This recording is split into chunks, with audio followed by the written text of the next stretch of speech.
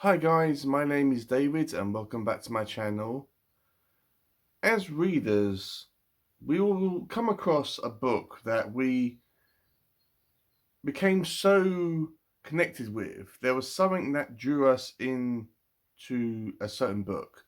Something that every time that we picked the book up, it would feel like it would be like putting like a blanket over us and comfort us. And something about the book that would draw us in towards it. This could be something to do with the characters, the plot, or elements or themes of the storyline itself. And I have just finished a book that is exactly that. I was so connected with this book. It was such a pleasure to read. And that book being Bound by Blood by Shawn David Brink. Now, Shawn reached out to me for a honest review. He sent me a free copy, a PDF, and I put it on my Kindle. So this is going to be my raw, honest opinions and thoughts. And as always, this is going to be a spoiler-free video as well. So before we go any further, let's just go straight over to Shawn now, where he'll just be discussing his book as a whole. Hey, David. My name is Shawn David Brink, and I believe I'm the author that you're going to be having on your YouTube channel today. Really appreciate the opportunity to be on your channel. Believe today you're going to be reviewing my sixth novel. It's Bound by Blood. This is a picture of the cover. And again, really appreciate looking forward to hearing your thoughts on what you think of my book. This book is a little different than some of the horror novels that you may have reviewed in the past. This falls under the Christian horror subgenre, which makes it a little bit different. It's not preachy, but it's just horror written from a Christian perspective, so it's a little bit unique in that regard. Again, really looking forward to hearing what you thought about it. Here's just a little bit of a blurb for it from the back cover. A demonic cult and a Christian church battle for territory. Battle lines are drawn. Angels and demons square off as brother goes against brother. The spoils of war are human souls. Who will rise victorious and at what cost? That's from the back cover of Bound by Blood. Again, David, thank you so much for having me, and I look forward to hearing your thoughts on my book. Thank you. Thank you, Shawn, and I will put Shawn's website down in the description. It's the only link that he wanted me to put down there. And feel free to reach out to Shawn. He was a pleasure to communicate with. As you may have guessed from Shawn's clip, this is a horror Christian fiction book, or that's how it was sold to me. As a horror fan, for me, it's not strictly horror. It's kind of hard to kind of categorize what this book is, as it's a coming of age sort of anyway. It's a thriller, and yes, it does have elements of horror in the story. So this book focuses around two twin brothers called Seth and Jason. And at the start of the book, they are in a religious cult called the Kinship. Now, the Kinship worships a supernatural entity called the spirits. Now, the spirits form a kind of a shadow creatures, and they can talk it to someone either um, telepathically or physically. The Kinship is pretty much a Satanist group. That's what they are. Although I'm pretty sure that term is never brought up within the book itself. We do spend a lot of time with the Kinship. So if um, reading about that group of individuals may upset you, then be warned, I guess. The Kinship have a plan that they want Jason and Seth to kind of complete this prophecy, which will allow them and grant them ultimate power and abilities, I am pretty sure it doesn't really outline it in black and white what will actually happen, but the spirits want this to to um to come to pass, I guess. And in order to do this, they want Seth and Jason to go to a church called Zion's Hill. While this church is having a service, they want them to go and shoot up the place and and kill as many people as they can. Now, a bit about these brothers who do look alike because they're twins. They couldn't be more different. Jason is very, very fixed on his religion and pleasing the spirits, and nothing is more important to him. Even Seth at the start of the book kind of gets pushed to the side. And Seth is kind of he's having second thoughts about the spirits as a whole and what they want them to do. So after these two brothers go to Zion's Hill to commit this act, Seth kind of backs out of this and he kind of runs away and escapes, and so does Jason after a while. And in this kind of chase, or when they're running away, somehow Seth ends up in I think it's a lake or a body of water of some sort. And when he's in there and drowning and the spirits are down there with him and tormenting him, he kind of is transported to a different dimension. And he sees this old man sitting on this throne. He's got all the light around him. Now, this man who sits on the throne is obviously God. God in this book doesn't talk that much, but he actually doesn't have to. There is another individual there who is always walking around. He's got white hair, he's got a white beard, he's got a shepherd's staff, and he is referred to as the shepherd. But we do know this individual's name.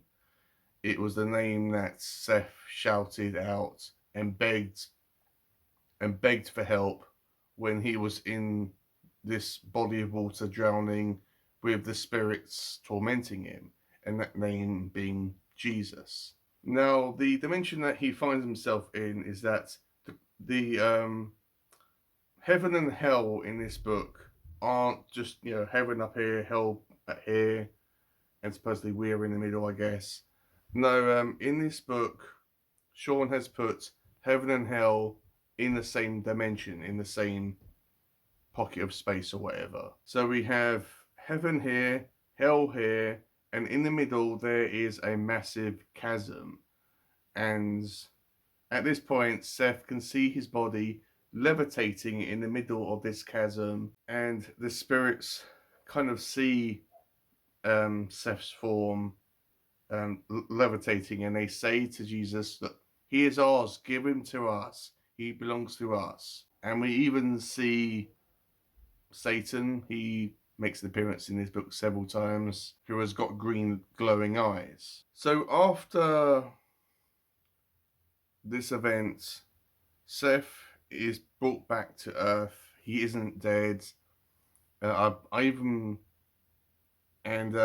When he does this, the book kind of jumps forward several years, and in this time, Seth has joined Zion's Hill and joined the community that he once swore that he would murder. He has got a wife and he's very, very religious. Along the way, we come across other unique characters. We do spend a lot of time with members of the Zion's Hill. There's a elderly lady who has these visions and is very strong within her faith. We do have a vicar who has been traumatized and haunted by the death of his wife, and it does come back to haunt him in this book. One of the demons does um, torment him. There is a really, really scary scene in this book. And yes, I did read this scene just before I went to bed. And this was like, it was all foggy outside. It was dark. You could barely see anything. The fog was that thick. And then there was just a tapping on the window. And all you could see was just a hand and the finger just tapping on the window. And it just was like luring out the priest like that. That scene was absolutely horrific. It kind of reminded me about the vampire scene in Salem's Lot, but instead of seeing the whole thing, we just saw a hand, and that made it even more creepy because that's all we had to go on. We have a homeless character who has found God and religion, and he's trying to be more. He is trying to be a better person, as his past self wasn't really that great, and he did some bad. He actually made some bad choices, but he's trying to be more strong within his faith. And the spirits make this as difficult as they possibly can for this man and his character, as they really torment him. They talk him down, saying, "Okay, well, why do they want you? You belong to us. No one will ever want you." And that's the thing that Shawn does really, really well in this book.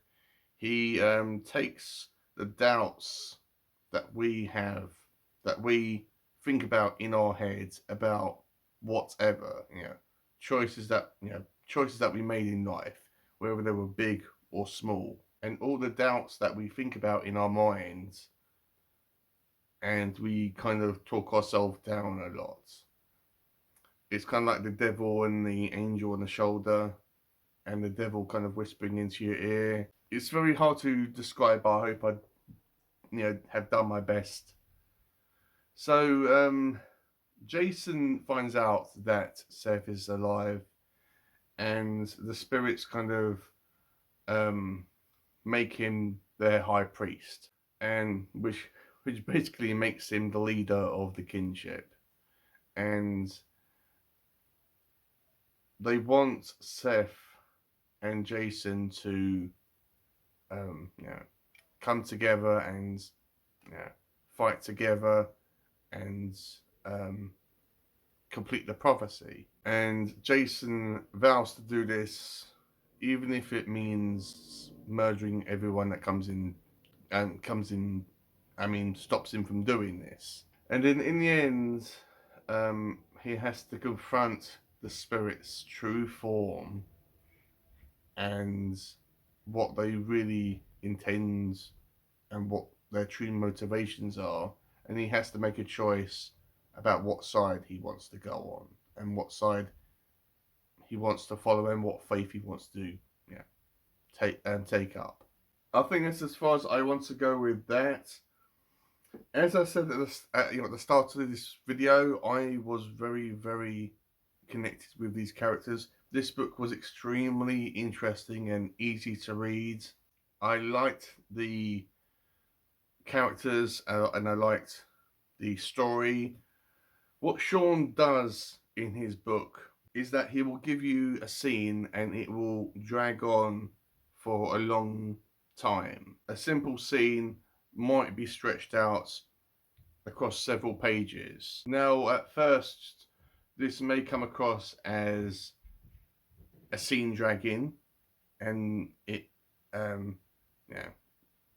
being a bit irritating, but for me it really wasn't like that. It was like it made it feel more immersive, and it didn't feel rushed or forced. It didn't feel like, okay, we have to like do this scene, and then end of this scene. We got to do it really, really quick and to the point. It made me feel like sucked into the book, and it made me feel like I was actually there. And because of these stretched out scenes, it also made me feel more connected with these characters. And yes, that did involve characters on the good and the bad side. Shawn did also mention that this book isn't preachy. I think, I mean, it doesn't say, oh, actually repent for your sins or you'll go to hell. It doesn't go down that route. But because this book is heavily themed in religion, because it's a Christian fiction book, and because there are um, two groups, one on good and evil, you do get a lot of um, scenes where they are either quoting prayers or scripture, and it can come across as a bit preachy, I guess. But yeah, that had to be in there. It really wasn't that much of a problem for me. Yes, some um, prayers can be, repeated often, and on several of occasions. For example, there was a scene at the end. I won't spoil what happens at the end, guys, but there was a scene where some characters had to kind of go into the mouth of the lion and go and rescue their friends from the kinship, and to find comfort in this and to make their faith more strong. They had to like repeatedly say this prayer over and over and over again. I can't remember if it was either the Lord's Prayer or Amazing Grace. I think it might have been both actually. But this was kind of important to the storyline, I guess. Before I forget, I just want to say that this book does very briefly touch on people taking their own lives. But this is only a kind of a minor important scene at the end. It's very, very briefly touched on. It doesn't go into detail. It just says that a certain group of individuals did this, and next scene. So I think I've said what I've loved about this book: the characters, the plot, the experience of the whole thing. What did I dislike about the book? Well, you would think that it would be the long drawn out scenes.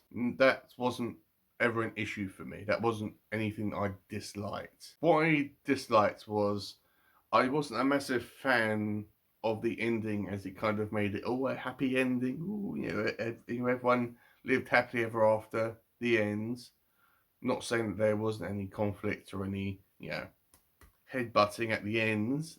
There definitely was bucket loads of that at the ends. But I just felt that um, Shawn took the easy ending, as he could have made it a bit more sad and melancholy, and at the same time it being also happy as well.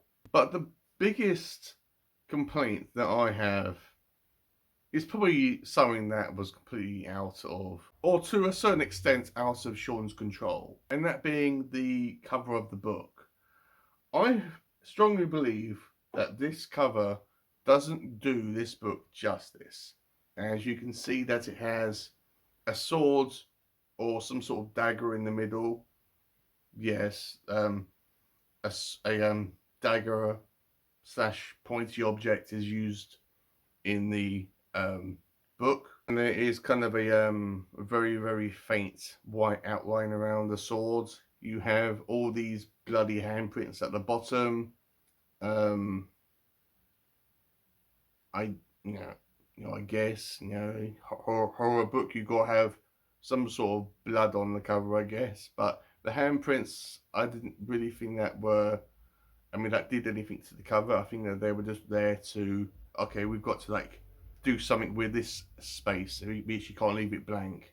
And then at the top you have the green glowing eyes, which are Satan's eyes. So that was good. But the um, cover of the book doesn't really shout out Christian fiction.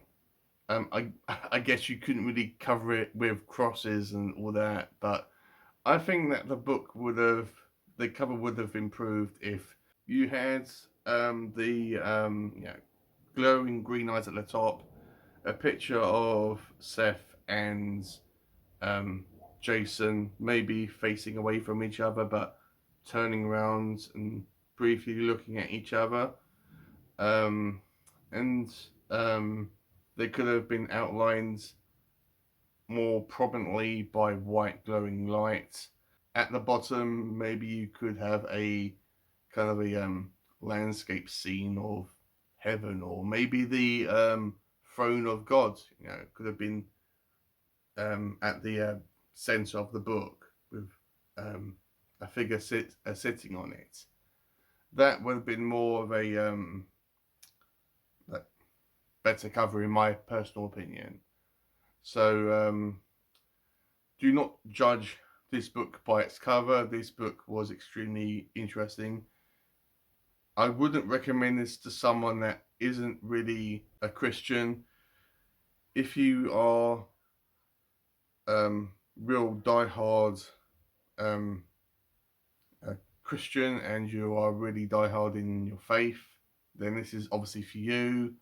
And even if you are just getting into um, Christianity and religion, and you've only just started, then yeah, sure, read this. But if you aren't a Christian and you don't believe in Jesus, then I don't know why you're reading a Christian fiction book. But this book was definitely written for believers.